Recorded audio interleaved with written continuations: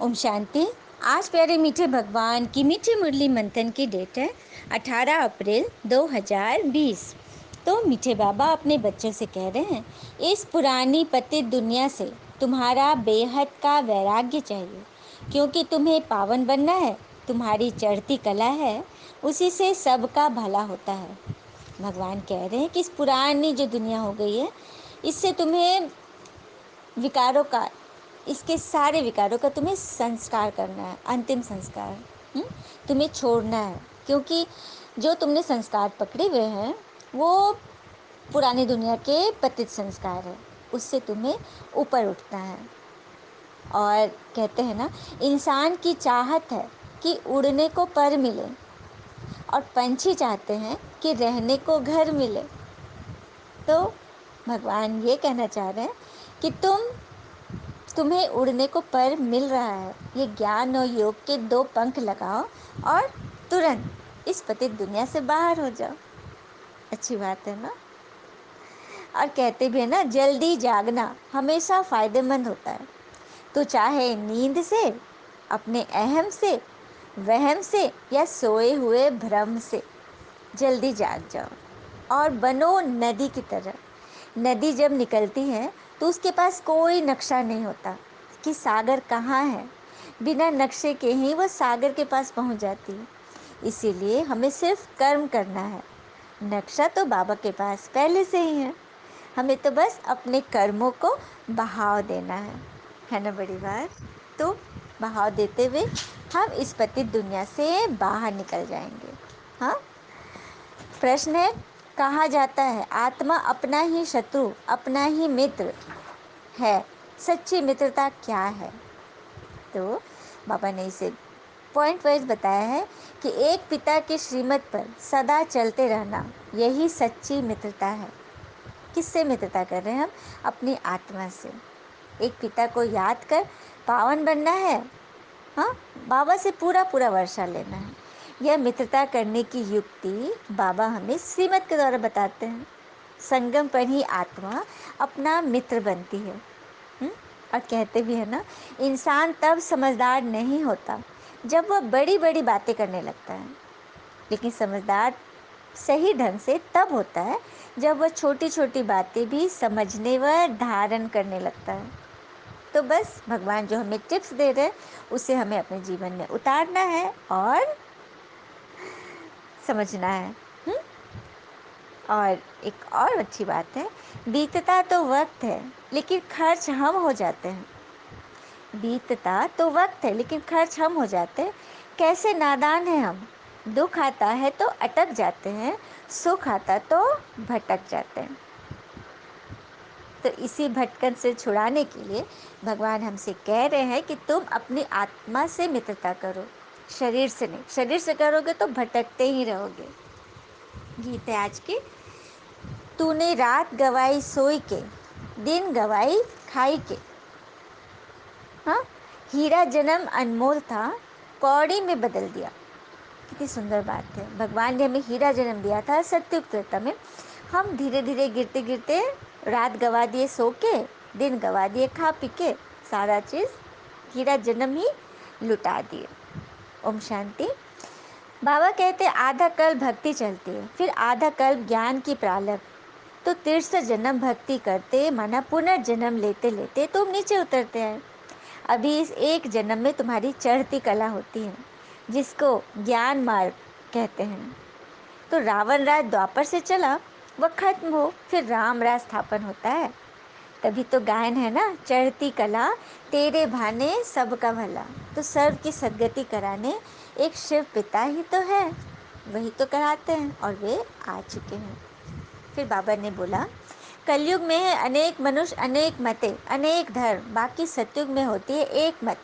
यह सभी बात स्वयं भगवान बैठ सृष्टि के आदि मध्य अंत का हमें ज्ञान सुना रहे हैं, जिसे सुनाने में कितना समय लगता है। बाबा तो सुनाते ही जा रहे हैं।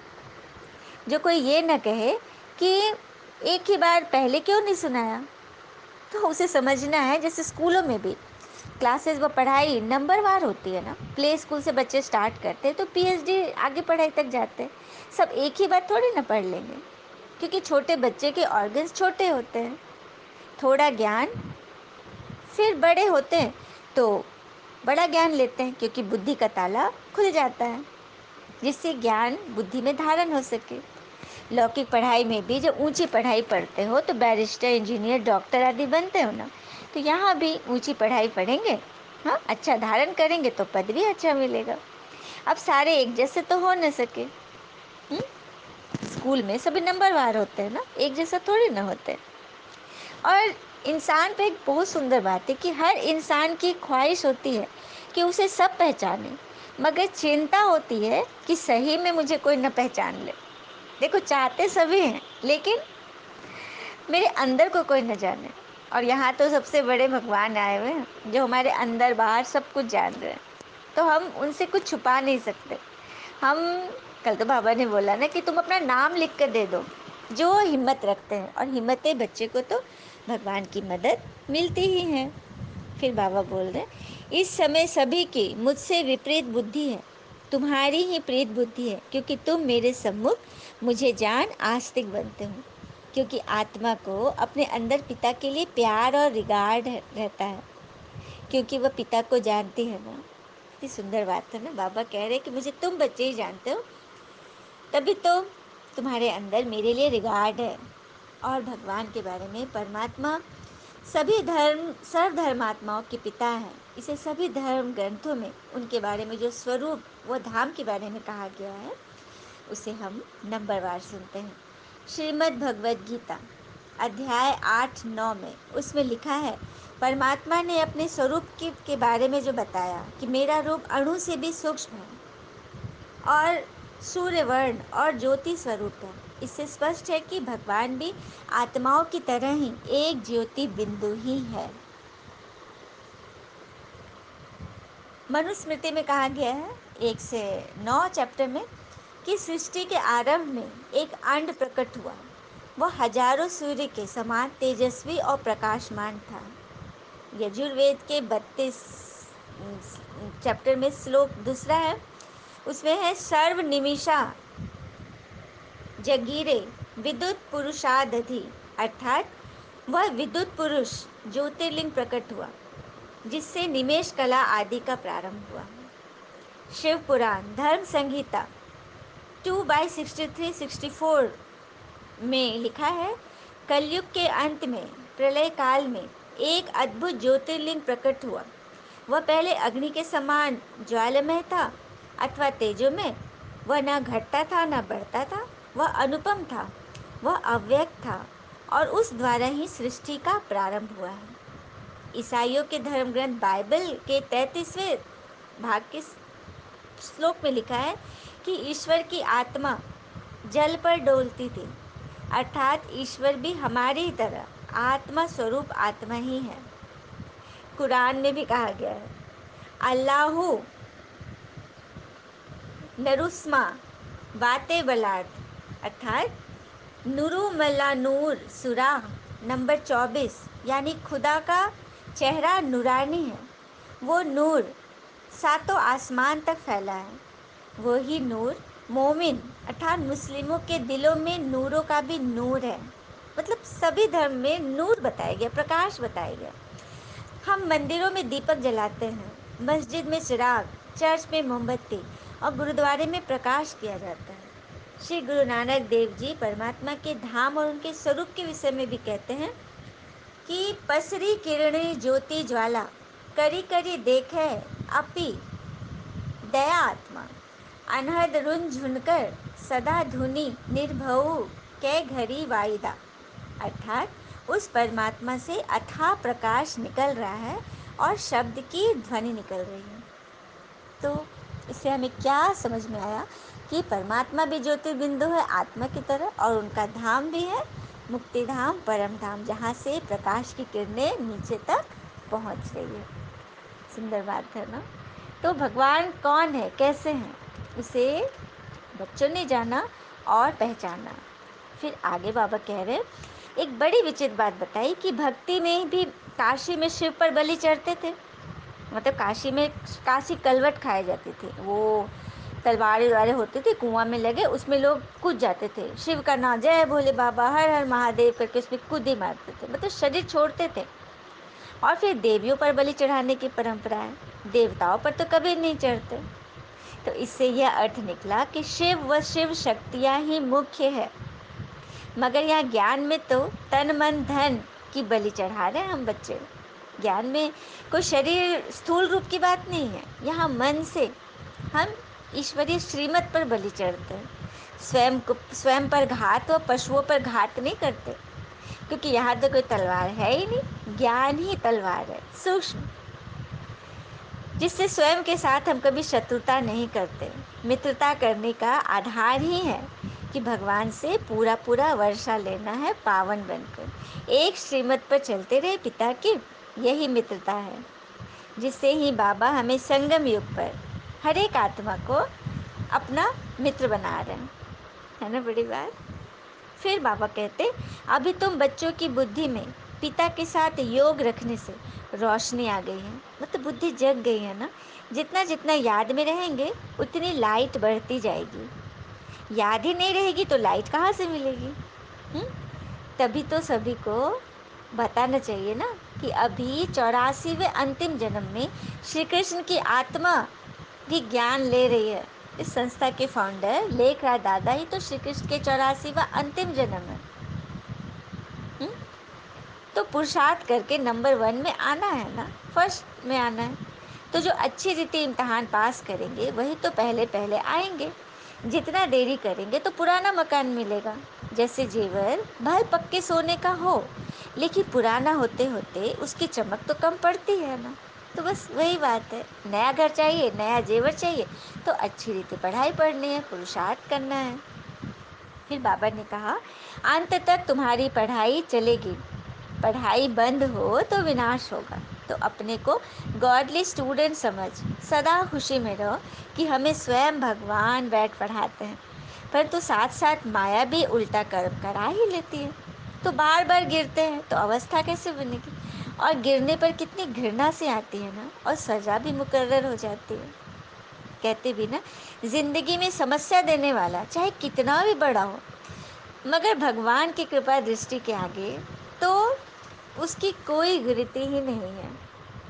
फिर आगे बोल रहे बाबा, लाइफ तो तुम्हारी बड़ी वैल्यूबल है, इनका मूल्य आंका ही नहीं जा सकता, जिससे ही तुम सर्विस कर औरों का भी जीवन बहुत वैल्यूबल बना रहे हो। हाँ, बाबा अपने सर्विसेबल बच्चे के लिए कह रहे कि तुम खुद भी बन रहे हो, औरों को भी बना रहे हो, दूसरे का भी जीवन बहुमूल्य बना रहे हो। तो कितनी बड़ी ईश्वरीय सेवा है, यही तो है निष्काम सेवा। अच्छा, मीठे मीठे बच्चों प्रति भगवान की नमस्ते। हम बच्चों की भी प्यारे शिव पिता को नमस्ते। और बाबा दिल से सभी आत्माओं की तरफ से आपको very very very good morning. मुख्य सार है, पहली धारणा की पॉइंट, गायन व पूजन योग्य बनने के लिए पक्का पक्का वैष्णव बनना है। वैष्णव अर्थात जो अपने मन को भी शुद्ध भोजन दे, संकल्पों का, सिर्फ शरीर को नहीं, मन को भी शुद्ध भोजन देना है, संकल्पों का। खान पान की शुद्धि के साथ साथ पवित्र जरूर रहना है। आज देखो, जो प्रकृति की जो अभी हलचल हुई है, ये सिर्फ ट्रेलर मात्र है, लेकिन देखो किस तरह से युक्ति से पूरी सृष्टि की सफाई हो रही है। लोग घरों में रह रहे हैं, शुद्ध भोजन खा रहे हैं, बाहर की चीज़ें, फालतू की जो हमारे शरीर को सुटेबल नहीं है, वो चीज़ें लोग बंद कर रहे हैं। और कोई ऑर्डर भी कर रहा है तो वो भी बीमारी से ग्रसित हो रहा है। तो सभी भय खा रहे हैं ना, घर में रह रहे, शुद्ध भोजन कर रहे, मिलजुल कर रह रहे। तो इस वैल्यूबल जीवन में सर्विस कर बहुतों का जीवन श्रेष्ठ बनाना है। दूसरी पॉइंट है, पिता के साथ ऐसा योग रखना है जो आत्मा की लाइट बढ़ती जाए। कोई भी विकर्म कर लाइट कम नहीं करना है, अपने साथ मित्रता रखनी है। तो अपना अपने अपने लिए तो स्वार्थी बनना है ना, अपने साथ मित्रता रखो, अर्थात उसे विकारों से बचा के रखो। हाँ, और कभी ये न सोचो कि मतलब क्यों ऐसा हो रहा है। हाँ, ये सब कुछ ड्रामा में नूंद है। आप बिगड़ेगा तभी तो बनेगा ना। जैसे कुछ बच्चे मैदान में फुटबॉल खेल रहे थे, हाँ, और फुटबॉल को तो बार बार मार लग रही थी बच्चों के पैर की। तो एक बच्चे ने वहाँ पे गुजरते हुए एक संत से पूछा कि स्वामी जी, आप हमें बताएं कि इस बॉल ने ऐसा क्या कर्म किया जो उसे इतनी मार पड़ रही है। तो संत जी ने उस बच्चे के भोलेपन पे मुस्कुरा कर कहा कि कर्म नहीं बच्चे, इसमें हवा बहुत अधिक भर गई है, इसीलिए तो इसे लातें पड़ रही हैं। उसी तरह मनुष्य में भी जब हवा रूपी अहंकार भर जाता है तभी तो प्रकृति की मार पड़ती है। आज मनुष्य कितना अहंकारी हो गया ना कि हम क्या नहीं कर सकते। हम ही तो है, हम ही सब कुछ कर सकते, हमारे बिना तो कुछ भी नहीं। तो अहंकार सबसे बड़ा हमारा विकार है, उससे हमें ऊपर उठना है। हाँ, जैसे कभी माँ बाप डांटे तो ये न सोचे, हाँ, कि माँ बाप ने डांट दिया, पिता ने, बल्कि यह सोचे कि ये नहीं डांटेंगे हमारे पेरेंट्स तो कौन डांटेगा, कौन हमारा भला चाहता है। और उसी तरह से यदि छोटों से गलती हो जाए तो उसे माफ़ कर दो, यह सोचकर कि गलतियाँ छोटे नहीं करेंगे तो कौन करेगा। लेकिन बार बार गलतियाँ कर रहे हैं तो उनसे थोड़ा सा बुद्धि से किनारा करना है ताकि उस बच्चे की गलती दोबारा ना हो, है ना बड़ी बात। चलिए सभी वरदान लेते हैं, बाबा ने हमें आज क्या वरदान दिया। वरदान को हम योग द्वारा धारण करेंगे। हाँ, अपने जीवन में योग का जो महत्व है वो तो हम सभी समझ गए, क्योंकि ज्ञान तो सहज है, लेकिन पावर आएगी आत्मा में, शांति की शक्ति योग से आएगी। तो बाबा ने हमें वरदान दिया, देह अभिमान के रॉयल रूप को भी समाप्त करने वाली साक्षी दृष्टा भव। अर्थात मैं आत्मा अपने आप को एकदम आत्मा रूप में साक्षी दृष्टा के रूप में देखे कि मैं आत्मा इस भृकुटी तख्त पर विराजमान इस शरीर को चलाने वाली एक सत्ता हूँ, शक्ति हूँ, एनर्जी हूँ। मैं आत्मा सर्व को रिगार्ड देने वाली, किसी की भी बात को कट कर अपनी बात सिद्ध न करने वाली देही अभिमानी आत्मा हूँ। क्योंकि जो कट करता है उसे अभिमान आता और जिसकी बात कटती है उसे अपमान लगता।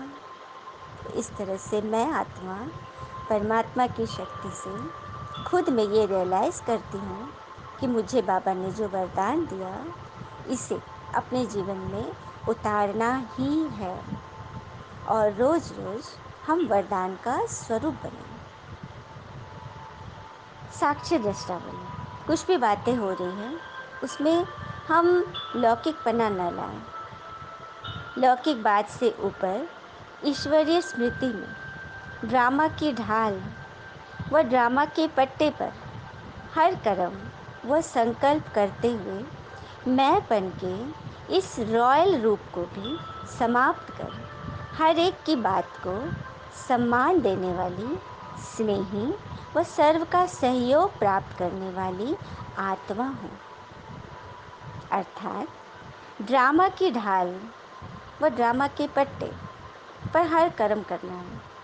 कुछ भी अनिष्ट हो रहा है, हमें वर्तमान में लग रहा है कि ये हमारे साथ बुरा हुआ, लेकिन उससे सबक लेकर हम आगे बढ़ जाएं, क्योंकि ड्रामा हमें गिराने नहीं, हमें बहुत कुछ सिखाने आती है।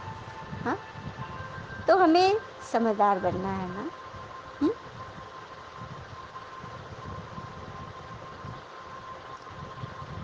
कहते हैं ना कि बुढ़ापे में रोटी आपकी औलाद नहीं बल्कि दिए हुए संस्कार ही हमें देती है। तो हमें सबसे पहले अपनी आत्मा को यह संस्कार भरना है कि हम किस तरह से इतने खुशनुमा बने, इतने सफल बने, इतने स्नेही बने कि सर्व का सहयोग हमें स्वतः प्राप्त हो जाए। सभी को लगे कि हम उनके शुभ चिंतक हैं, हितैषी हैं।